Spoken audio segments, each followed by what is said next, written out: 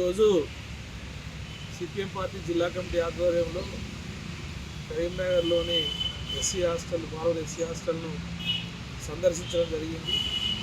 ఈ సందర్శనలో అనేక విషయాలు విద్యార్థుల నుండి తెలుసుకోవడం జరిగింది. ముఖ్యంగా ఈ భవనం శిథిలావస్థలో ఉంది.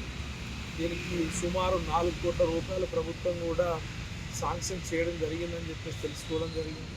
అది త్వరితగతిన కొత్త బిల్డింగ్ నిర్మించి విద్యార్థులకు అందుబాటులోకి తీసుకురావాలని చెప్పేసి సిపిఎంగా డిమాండ్ చేస్తున్నాం. అంతేకాదు పెరిగిన ధరలకు అనుగుణంగా బెడ్ ఛార్జీలను కూడా పెంచాల్సినటువంటి అవసరం ఉంది. చాలని భోజనము అట్లాగే టిఫిన్లు కూడా ఉన్నటువంటి పరిస్థితి ఉంది. అనేక ఇబ్బందులు పడుతున్నటువంటి పరిస్థితి కాబట్టి బెడ్ ఛార్జీలు పెంచాలని చెప్పేసి ఆ రకంగా విద్యార్థులు మరొక సమస్యను ఎదుర్కొంటున్నారు. ఈ చలికాలం స్నానాలకు చాలా ఇబ్బంది అవుతుందని చెప్తున్నారు. వేడి నీరు అందించాలని చెప్పి దానికి సంబంధించినటువంటి గీజర్ కానీ లేదా వంట చెరుకు సరఫరా చేస్తే ఆ కాచి వేడి నీళ్ళు ఇచ్చే అవకాశం ఉంది. కాబట్టి ఆ రకంగా ఆ వేడి నీరు ఇవ్వాలని చెప్పేసి కూడా కోరుతా ఉన్నాం.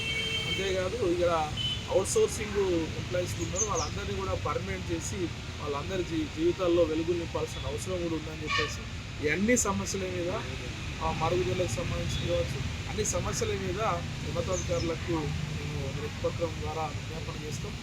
అట్లాగే ఈ ప్రభుత్వానికి మంత్రులకు కూడా విజ్ఞాపన పత్రాలు కూడా ఇస్తాం. ఆ రకంగా సమస్యలు పరిష్కరించేంత వరకు జిల్లాలో ఉన్నటువంటి అన్ని హాస్టళ్లు సందర్శించి ఆ రకమైనటువంటి సమస్యల పరిష్కారం కోసం సిపిఎం పార్టీగా దశల వారీగా ఆందోళన పోరాటాలు కూడా కొనసాగిస్తున్న తెలియజేస్తున్నాం. గుంటూరు ఆంధ్రప్రదేశ్ సిపిఎం పార్టీ కరీంనగర్ జిల్లా కార్యదర్శి.